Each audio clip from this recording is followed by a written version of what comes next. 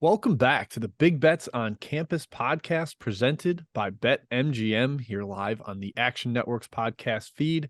I'm your host, Jim Root, for this week, joined by the rest of the three-man weave crew, Kai McEwen and Matt Cox. Every Wednesday, we're dropping a new Big Bets on Campus episode into your feed, talking all things betting in the world of college basketball.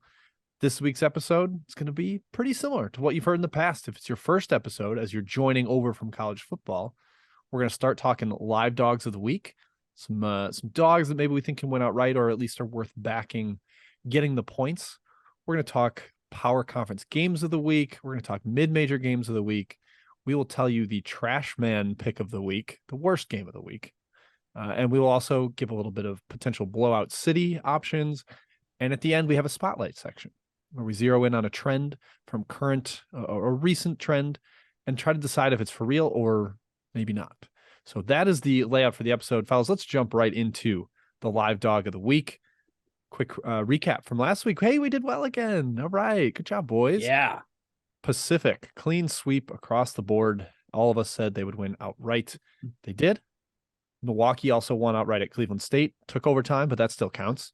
And UAB barely lost at FAU. Granted, that game closed too, as we predicted that spread was not 5, like Ken Pom had it before. But hey, they got close. They would have covered every line but the closing line at close 2. Let's get into this week. We're going to start with Wednesday. Matt, I'm going to present 3 options for you. You are going to tell me if you like any of them. And I'm going to start with your Duke Blue Devils. They're hosting Pitt +7 for the Panthers. Lock. They've already beaten UNC. They've already beaten Virginia. Those were at home, though. Are they going to get this big road W in Durham? And by the time you've already heard this podcast, if you're listening into it like a week on delay, you will have known that Pitt's already beaten Duke and the sky is falling in Cameron. I mean, Jeff Capel going back to the old stomping grounds, a little revenge after he watches his former colleague John Shire step into the big boy shoes that he probably thinks he should have gotten. He shouldn't have. But Jeremy Roach confirmed out for this game, Kai, like almost surely, and Duke's a different team without him. I think Pitt has a real upset chance here. It feels wild to think that we're talking about Pitt as like a real double-digit or even, high single-digit underdog at Cameron, but that's how good Pitt's played, and that's how shaky the Devils are right now. Yeah, wow. I don't know if I see Pitt winning outright, maybe covering the spread, but gosh, that would be something if Pitt won at your Duke Blue Devils, Matt. I like TCU, Jim. I like TCU +8, +7, whatever at Texas. I think Texas is shaky. I think TCU is very, very good, though I did back them and failed against Iowa State earlier this week. Yeah, TCU, I think, is a great spot, too. They're off a loss. Texas just feels like they're overvalued because of the beard-infused performances from earlier in the year. Have not been as sharp. They haven't been a disaster, but they just certainly aren't as sharp. And we know that's going to be a good home environment, the new Coliseum down there in Austin, but I think this TCU is a great dog team. They're physical. They defend. They're going to make you earn your points, and they can get points on the offensive glass, which gives them a little bit of a stable ceiling, a stable floor offensively. For those that are listening, I just want to give you a quick tidbit scouting report. Matt has a live dog on his lap as we talk live dogs of the week. It's a section prop, George. I know that's not good. I know that's terrible audio, but I just want you to know that there's real juice flowing through as we talk live dogs. A live dog is involved. Also, incentive to watch the video for future reference. There you go. One more I want to mention on Wednesday, Chicago State at Tarleton State. This is going to be a weird season for Chicago State. They're an independent. They're not in a conference. Yep. So they're going to get all these teams in the middle of league play. Incentives going to be really odd for those teams, whereas Chicago State, they just want to win games. That's all they're doing. Tarleton State's down their 2 leading scorers in Freddie Hicks and Ja'Cory Smith. The Cougars have been feisty all year. Is that something I can interest you in with the Cougars per Ken Pom getting 10 at Tarleton State? Yes, it is. It's Tarleton, Texas A&M Commerce, another team I put in this boat where because there's so much fouling and both ways in their games, I feel like the variance in their games is extremely high. And you can see Tarleton losing to a team like Chicago State, just like you see them competing with all the big boys. It swings both ways. And we saw them kind of crash back down to earth, I would say, last year in conference play. You could see the same thing happening again this year because of the injuries and the depth. And Billy Gillespie is kind of like a nut job. He works his players like maniacally into the ground. I think there's real concerns that he does wear his team down, and it does take a toll as the dog days, as the pup days of conference commence, Kai. Well, yeah, and just to add to that, Shakir Daniel also missed last game for Tarleton State, another starter. So they're down all three of those guys. Sure, Chicago State can hang around. Why not? They're one of the best ATS teams in the country. So fire up Cougs, Jim. I'll give that one a maybe for me. Yeah, we always talk up Gerald Gillian's impact there. The coach at Chicago State last 2 years has done a remarkable job, basically resurrecting that program from the depths of Division I hell. Really, really impressive stuff, despite going to the independent ranks. Couple to mention on Thursday here, Gonzaga is at BYU. Gonzaga has had some close shaves on the road so far at Santa Clara and help me out. Who's the other one they almost lost at? San Francisco. Almost lost to San Francisco. Downs, so they've really struggled in the Bay Area. Now they head to BYU, a place that's, they've struggled a little bit in the past. BYU trending up. We've got a couple former CUSA squads now meeting in the Sun Belt. Marshall is hosting Southern Miss. The Golden Eagles, a 7-point dog on the road per KenPom. And then the second edition of the McNeese State Northwestern State rivalry. I know people live for that down in the Bayou, but McNeese +8 in that one. They've already beaten Northwestern State by 15 in that particular matchup this season. It can happen. They're always dialed in for that game. Kai, any of these jump out to you, raise an eyebrow, get your attention? Yeah, quick note on the Southland rematch there. Southland rematches have been very strange so far this year. They tend to do a flip-floppy. New Orleans lost in overtime to Houston Christian, then blew them out the next game. I'm so angry I did not bet New Orleans again in that game, even though I should have. A&M Corpus Christi did not cover against Incarnate Word in game 2 after blowing Incarnate Word out. And CELA did not cover against Lamar. In fact, almost lost outright after winning by 30 the previous game. So some weird stuff happens in these Southland flip-flops. I'm going to stay away from McNeese. What I am going to take, though, is Southern Miss, Jim, because I love this team, number one. And man, 7 points, that money line value is going to be pretty darn good for a team that I think might be pretty close to Marshall. Not quite as good, maybe, but pretty darn close enough to take a swing.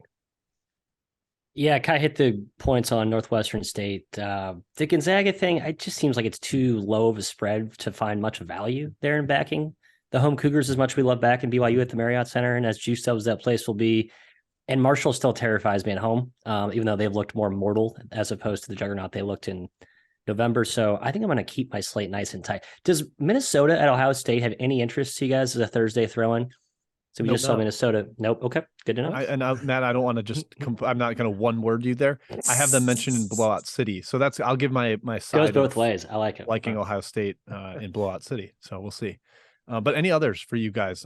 I have 3 that I'm going to take here, but any others on the Wednesday or Thursday slates that jumped out to you that you want to discuss before we give our final picks for Live Dog of the Week? Jim, I got nothing. On Wednesday in particular, there's a lot of close spreads. We're going to see a lot of really below 5-point spreads in conference play. Should be a very fun day in general to watch basketball. I'm going with just TCU and Southern Miss on my card. All right, Matthew, what about you? The only other one I wrote down was Northern Arizona at Portland State, kind of a big sky, deep cut one, just because NIU, I think, has upside with Cone and some scores there, and Portland State can get into very erratic types of games just because of how they play it very frenetically. But yeah, you're right. Not a very enticing list of options as I just threw out Minnesota to see what's stuck on the wall. Clearly that didn't stick though for you guys. Are you going to take an 18-point moneyline dog? It's a big payout. It is a big payout. I might put $20 on it, see what happens. And I'll come laughing back at your faces next show. What are you locking in, Matt, as official show picks for just one Live Dog of the Week? Just one, taking Pitt. Okay. And George agrees. Thank you, George. I'm joining Kai on TCU. I'm joining Matt on Pitt.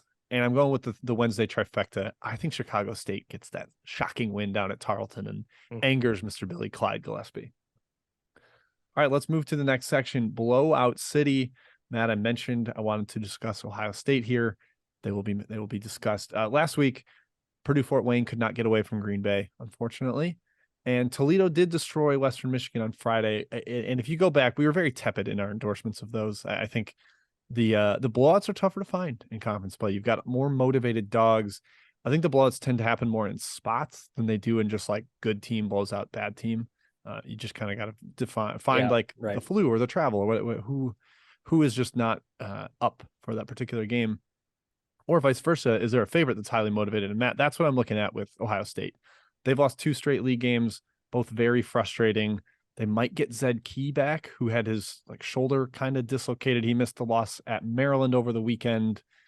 I think they're going to be able to get away from Minnesota, who has been admittedly feisty. But the better choice, Kai, maybe on Wednesday. Hofstra laying 21 to Monmouth. Mhm. Monmouth's getting 30 ball by everybody right now. That team is pitiful offensively. Do we think Hofstra scores enough to blow them out? I do. I'm team fade Monmouth. I did it against I forgot who they played. It must have been Wilmington, which was fun in general. Yeah. I should have faded them again with Drexel. Just didn't trust the Dragons enough. Should have. I think Monmouth's one of the worst teams in the country. Could be bottom 10, bottom 5 even. It's a hopeless situation there. I do think Hofstra can get the blowout on Wednesday. Yeah, I'm with Jim. I'm going to add to your point about when to look for these blowout cities in conferences. Like spots matter, but also the select few of teams that just are starting to kind of peel apart at the seams, and that's what Monmouth is right now. Like King Rice tries to defend his team in the press, like, oh, come on, support our guys, play hard. They're young and they're a bunch of good guys. And, when you hear excessive talk about good men and good people, that usually kind of masks the quality of basketball that they're putting on the floor. And Monmouth is certainly in disaster territory. So yeah, I think fading Hofstra is a pretty good strategy going forward. You mean fading Monmouth? Fading Monmouth, excuse me. Yes. Yep. Agreed. Last one worth mentioning, Purdue Fort Wayne. I know we just said they did not get away from Green Bay. They're minus 15 at IUPUI on Thursday. I think they're capable of blowing teams out despite that Green Bay effort. And Jalen Counter got hurt for IUPUI on Monday, did not return. Great name, by the 15 way. minutes. Great name. Yeah, Jalen, JLYNN, not your typical Jalen. But if he's out, that really hurts the IUPUI offense, which is already kind of non-existent. So I think Purdue Fort Wayne could run them out if he's absent. What if I told you, Jim, that IUPUI has covered 5 of the last 6 games? I would believe it. Here's what I would say. It's annoying. I think you need to bet first half against IUPUI. I don't think they've covered. I think that might be flipped, where they've covered 5 of 6 full games, but have not covered 5 of 6 first halves. Mm-hmm. I think teams just remember how bad they were last year. They take care of business in the first half, and they're just like, whatever. Yep. This team is not coming back to beat us. We'll play with our food. Yep. And it ends up just kind of being like a kick around for the second half. And they've been down 20 points in all 4 conference games, but yet they've finished, as Kai mentioned, 7, 14, 14, I think, for all 3 covers, right? Robert Morris. They did not Wright cover State. against Youngstown, I don't think. Yeah, But Youngstown, but Northern Kentucky, 6. Wright State, Robert Morris, they all covered. They're down 20 in all those games. So I like that angle, Jim. Very good. Yeah, I think that's solid. That reminds me of a WNBA angle I hit a lot last summer. So that's cross sport handicapping right there. Yeah. Power game of the week, fellas. We're ignoring Thursday because Wednesday is so stacked. Fantastic games on Wednesday. Hopefully you're listening to this on Wednesday morning. UConn at Marquette is where we're going to start. Milwaukee is going to be wild for this one. We know Shaka Smart is a fantastic underdog. He's approaching 60% as an underdog, as a head coach across 3 different schools. He's clearly a strong motivator in those situations. Of course, only getting 2 points here. It's a short dog. Matthew, do you think that Marquette can unseat UConn and give them already their 3rd Big East loss? That would be shocking. It's too short of a spread for me to really lean into the Shaka as a dog thing. I need a few more points. Let's assume it opens at 2. I don't think it will. I feel like it'll be juiced up a little bit in favor of the Huskies, despite the fact that they're 0-3 in their last 3 against the numbers, certainly leveling off. I think they did cover against Creighton. They covered against Creighton. They covered against Creighton. Yeah, ugly kind at of home game. Yeah, ugly, barely near non-cover, I suppose. I do like UConn here. I think they get it done on the road. That's gonna be a nuts place, Mitt. I think UConn gets it done. The market's been against UConn recently. And correctly so. Yeah, pretty sure Providence and Villanova both took money. Maybe they were overvalued. Xavier took some too, I think. Yeah, I don't think UConn's overvalued anymore. I think they're basically where they should be. Pretty good, or maybe even undervalued. I still think this team's really good, and I have a really hard time fading him. But going against Marquette, who, yes, Shaka as a dog, and that home court can be seriously something when they get going, they pressure. I like to think UConn's a little bit immune to Marquette's physicality and strength and really size, because UConn is so big and basically exhibits all those qualities. But I don't know. I'll have to see what the line here is, Jim. It's going to be a great game either way. Yeah, Marquette, just the offense is beautiful. I've tweeted about it. Like, in the past, Shaka Smart offenses were so frustrating and bad, and that was the flaw. And now this team moves the ball so well. Tyler Kolek is one of the best passers in the country. Iguodala is one of the best passing big men in the country. So just between that, and they've got a bunch of finishers, Cam Jones, Omax Prosper, those guys can finish plays from anywhere. I don't want to go against Marquette here. I will probably make this about what it is. UConn, very short favorite. Going to sit it out and enjoy that one. I do think I'm going to bet this next one, though, fellas. Alabama at Arkansas. KenPom has Arkansas laying 1 point here. Just a very, very short home favorite. Oates versus Musselman. Really awesome coaching matchup here. Both guys have really raised the level of these programs. I'm curious to see, Kai, how much Alabama zones, because Arkansas can't really shoot, and that's been their kryptonite. Teams have been doing that to them repeatedly in league play. That's how LSU got a home win against them. Alabama's a really good defensive team, just playing man, but that's how Arkansas scores. So do we see a lot of Alabama zone, and is that enough for the Tide to get a road win? I think this is Alabama's game. Arkansas, I thought, had a really good home court and was tough to beat at home. They're 3-4 against the spread at home. Not to mention, we just saw our Mizzou Tigers, Jim, waltz into Bud Walton and really control a lot of the game. I know Arkansas came back and won that contest, but Alabama is kind of on a different level than Mizzou right now. I fully pretty much bought in on this team. And if they're a dog or a pick or a -1 favorite, that's going to be hard to stay away from me, especially against an Arkansas team that they're clearly not at their top gear without Nick Smith, without Brazil.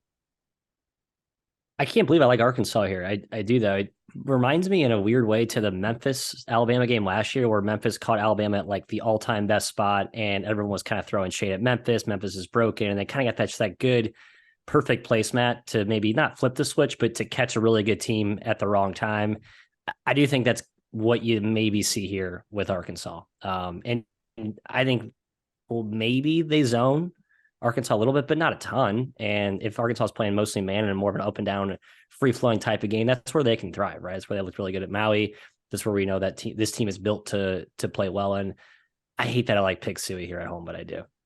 Yeah, I get the spot. I think for me, it's about just one team's just clearly better than the other right now. I think Alabama's defense is a decent kryptonite because they take away rim and three. It's not great to take away the three against Arkansas because they can't make it. But if you take away the rim against them, force them to just live in the mid-range, they can beat you. That's how they beat Mizzou. But I don't think they're going to be able to make enough to beat this Alabama team. They are rolling right now. I think definite top 10 team in the country, very much a Final Four contender. I know they just blew out Kentucky, and so maybe there's a little like complacency to it in the spot, like Matt alluded to. But I think going to Arkansas, you're going to get plenty of motivation out of that team. They're deep, so you can go with guys that are playing harder. If you see one or two that are getting complacent, I like the Tide. I'll be backing them on, like Kai said, if it's -1 either way or pick them, it's a Tide bet for me. Last one in Power Game of the Week: Creighton at Xavier, kind of the undercard in the Big East to the UConn Marquette game. But man, it's barely an undercard because both these teams rock. Xavier has been fantastic all league play. They're still undefeated in the Big East standings, and Creighton, when they have Kalkbrenner, has looked like the top 10-ish team that people thought they were going to be coming into the year. Big time battle in the paint mat, Kalkbrenner versus Fremantle in the Nunji Twin Towers. Can they pull Kalkbrenner away from the rim, open things up for drives for everybody else? I don't know. How do you see this one playing out? I kind of like Creighton, actually. My first thought was like, oh no, don't fade home Xavier, but Xavier's actually been better on the road this season. Just beat Villanova by 8 on the road, obviously. Handled Georgetown on the road, handled St. John's, although those last two opponents certainly, don't necessarily deserve much impress. And in Cincinnati, they dominated the Bearcats in their crosstown shootout. I think they go, all that to say, I think the splits are in favor of Creighton for that regard. And I think the size up front with Kalkbrenner back in the mix is such a good way to negate where the Muskies have their most reliable source of scoring. That's what I saw Indiana do well against the X-Men when they had success early in the year. And I think Creighton can replicate that defensively. Yeah, boy, I'm probably sitting this one out. I think the line will be 3 or 4, which is fair. I see these teams pretty equal. So does KenPom. I do think Xavier can have success pulling Kalkbrenner away from the rim. I love this Xavier team. I'm all the way in on them. It's weird to see them kind of in the same spot because they feel like they've been a lot better than Creighton this year. But obviously, Creighton's dealt with injuries to Kalkbrenner. I got no real side here, Jim. I'm hoping for a good game. Creighton's the hardest team to figure because I mentioned this on Twitter, I think after the UConn game, like half their games, they shoot way above 45% from three and just dominate and look like complete world beaters. And then half of them, they shoot sub 25%. It's like, this team is awful. Oh my gosh, they can't beat anybody. What's wrong with them? They're just super streaky. And I don't have a predictive model for when they're going to be on and when they're not going to be. That's a problem. So I've been mostly avoiding Creighton games because of that, because of how up and down they can be. The talent is there. The ceiling is they can access a very high ceiling, but sometimes they just get in ruts and they take bad shots and don't work the ball inside as much as they should. So given how much I love Xavier, like Kai, and respect that team this year, this is a sit out for me. Gonna sit this one out. Only taking one thing there in Power Game of the Week. Fellas, we've got mid-major game of the week now. And oh boy, do we have a headliner. Wednesday, Charleston headed to UNC Wilmington. The two longest winning streaks in the country on the line here, meeting head-to-head atop the CAA, both 4-0 in the league. Big time clash in tempo. We've got Wilmington 338th offensively in possession length. Charleston's 59th. They want to run. Matt, who controls the tempo? Does that mean they win the game also? I do think Wilmington controls the tempo. You mentioned Charleston isn't like as rabid about running this year. They clearly still play up tempo. I think that's when they're at their best, but it's almost like Kelsey wants to prove to himself and to his team that they can win against teams that do slow them down. Like looking at their games so far this year, they were dominant against Davidson in a low possession game. That was early on. But more recently, like Stetson played into 62 possessions. That game was very competitive. Towson, I thought, controlled the pace pretty well, and Towson took them to overtime. A shorthanded Towson team. So I don't know. My gut is telling me that Wilmington's the right play here, but my heart's on Charlie. I'm just a Charleston guy all the way through. I'm tired of the anti-25, top 25 pulled manter. They're awesome. I'm riding my guy, Pat Kelsey. Yeah, it's really scary going against Wilmington. They're one of the best ATS teams in the entire country. But I do lean towards Charleston here in a short line. I think they're the better team. I think they can take care of business here. Yeah, Charleston just has so many offensive options. Like if the five that start the game aren't clicking, they just go to another five and they figure it out. Like that team is really, really deep, a lot of skill across the roster. It's not like they only have one or two creators, a lot of options, but UNC Wilmington's going to be fired up. I don't know if you guys remember how insane the environment got at Trask last year. That's UNC Wilmington's home court. When they got on their big time run, it's going to be just like that. And this one's like a national implications. Like Charleston's going to have the ranking next to their name coming to town. It's going to be a heck of an environment there. I'll say what I want to happen is Charleston to win so that they get the at-large resume boost, and then UNC Wilmington wins the NCAA or the tournament title, and we get both these teams in the NCAA tournament. That's my ideal outcome. No shade to the Seahawks. They just don't have quite the at-large potential that Charleston does right now, given that Virginia Tech win that's on the resume. We'll see. I probably won't bet it. Thinking about the home team, but nothing strong enough to back it in an actual wager.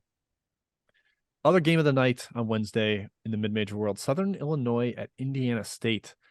ISU Blue, the Sycamores, sitting atop the Valley at 6-0. SIU, one of the six, yes, count them, six squads, 2 games behind them at 4-2, trying to chase down the Sycamores. This would be a huge opportunity. Another tempo clash, guys, just like Charleston and Wilmington.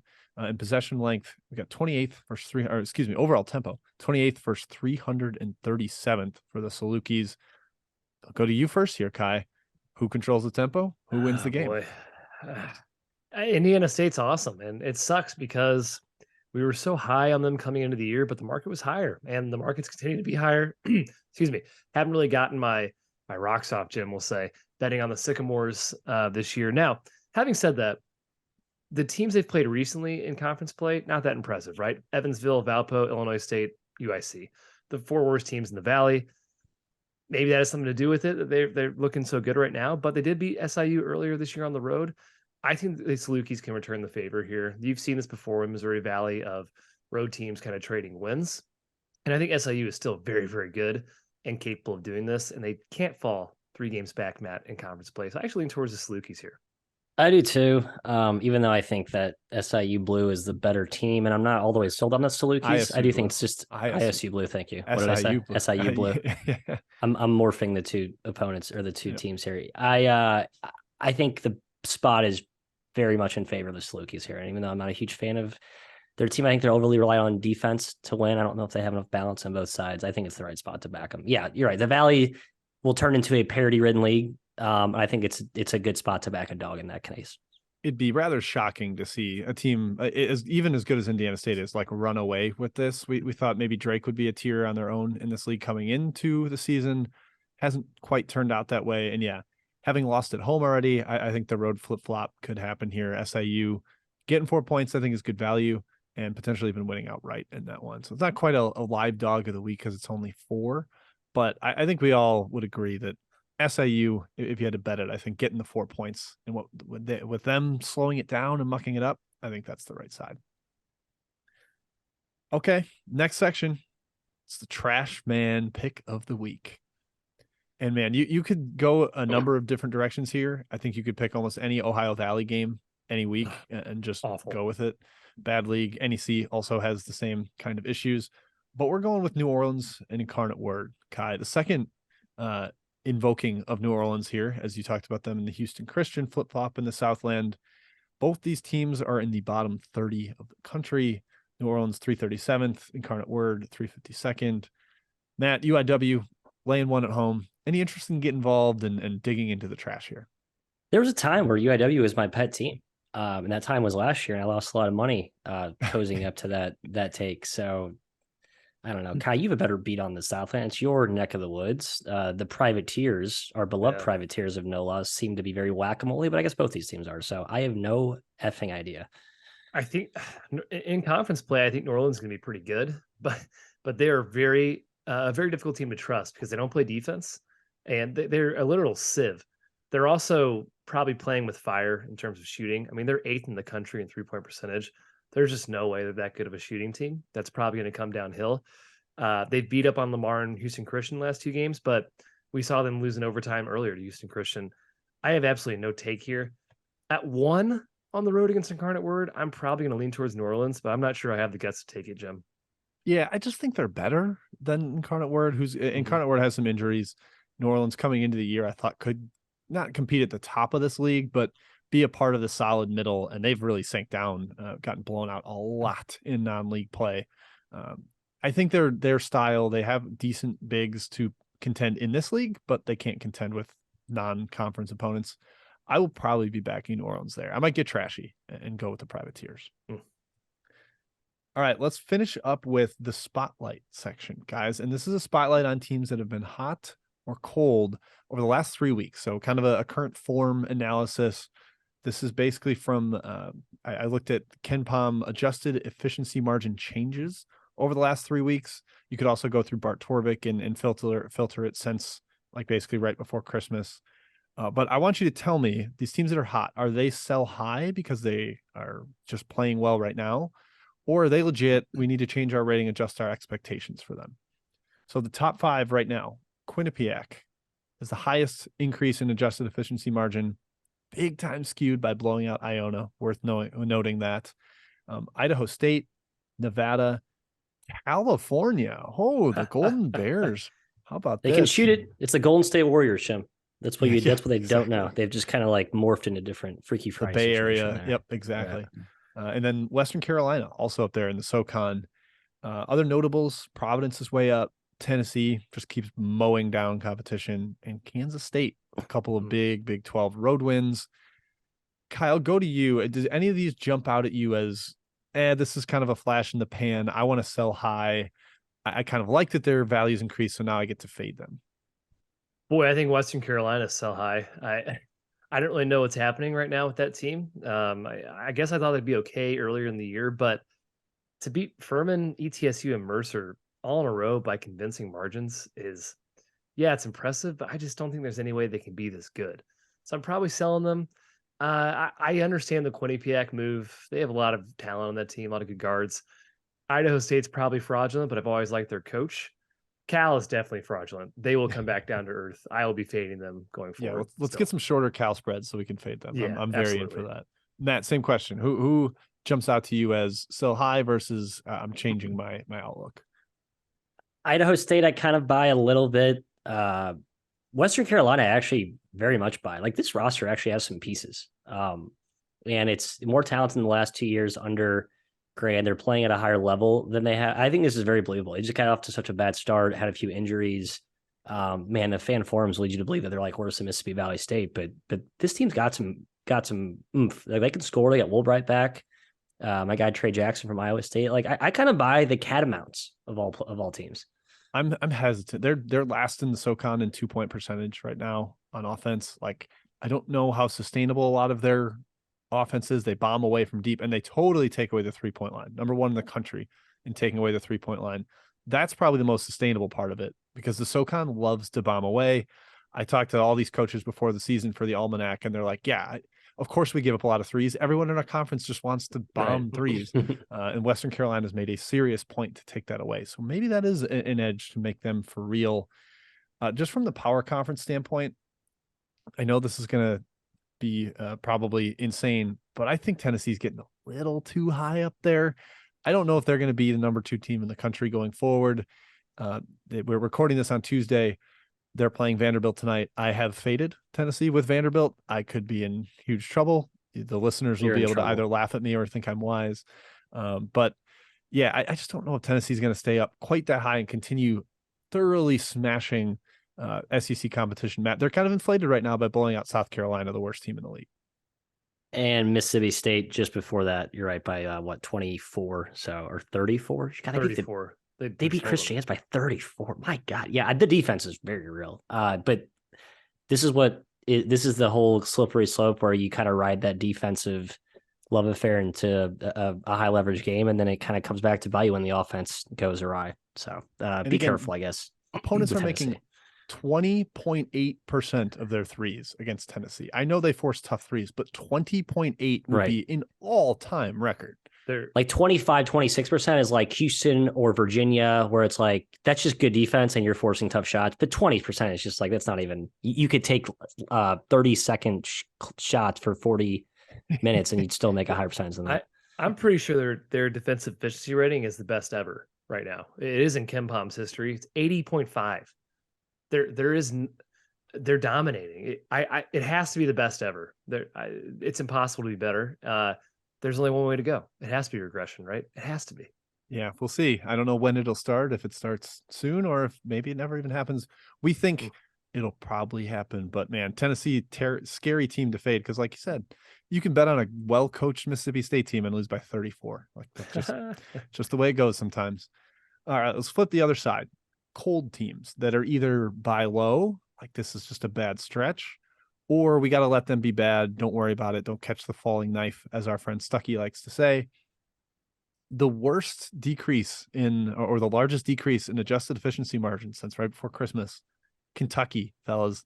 The Wildcats just have not been impressive of late. Big Blue Nation has really, really struggled trying to figure out what their rotation is. And I get it. It matches the eye test. I watch them and they just don't seem settled.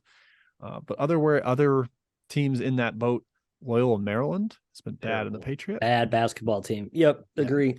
Loyola Chicago also in this boat. They've really struggled of late.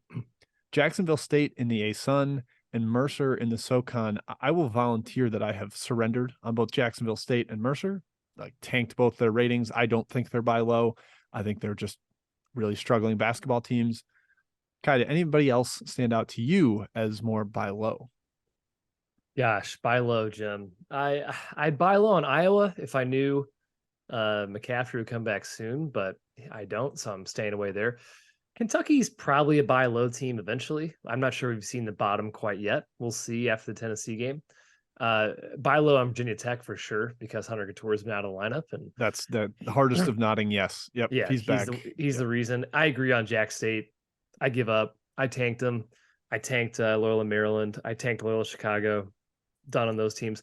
Mercer might uptick again. They've had a lot of weird lineup issues, so maybe they go on the upswing. But yeah, why bet on these teams right now, guys? Don't catch the falling knife. Yeah, all I see here are bad teams or teams that are experiencing regression that was probably overdue. I don't see any buy lows right now. Like Kentucky maybe in like a month or so, but not right now. But I think the one that's buy low is Virginia Tech, because there's a clear reason you point to Couture's status. Fair.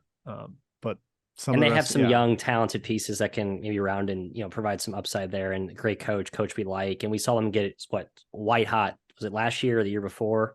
So yeah, the Hokies are probably the one true buy low of this list.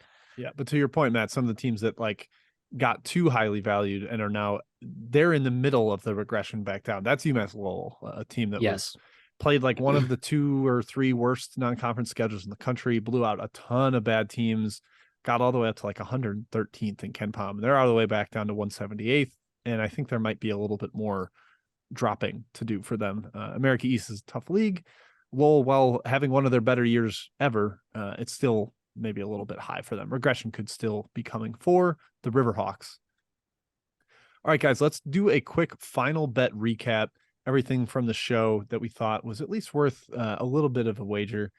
Going back to live dog of the week, I had TCU, Pitt, Chicago State. That's what I'm going with. And going through, I also went with in Blowout City, I think Ohio State smacks Minnesota. In Power Game of the Week, Alabama, hopefully getting as an underdog at Arkansas. I think that's worth a shot. And then in the mid-major game of the week, SIU +4. I think we all kind of like that one. That's it for me. Kai, why don't you recap what you have? In the live dogs, I'm going TCU and Southern Miss. In Blowout City, I'll be on Hofstra. Power Game of the Week, I'm leaning towards UConn. Haven't decided yet. I will likely be on Bama as well. In the mid-major game, I am probably going to back the Salukis and think about Charleston as well. Trash Man, we'll see about New Orleans. We will see. Oh, that's right. Matthew. I forgot. I'm going to be on New Orleans. Yeah. Yep. We'll see. I'm taking Pitt because I'm just going to completely zig against the Duke fandom zag, and this team's in disarray. So taking Pitt, fighting Jeff Capels. I'm taking Arkansas against my beloved Alabama boys. Just a bad spot to back. Well, head-to-head here with the Weavers. And then I'm taking Charleston, going on the road to end this whole UNC Wilmington horseshoe up ass thing. Like, it's the better team. I think they play like it.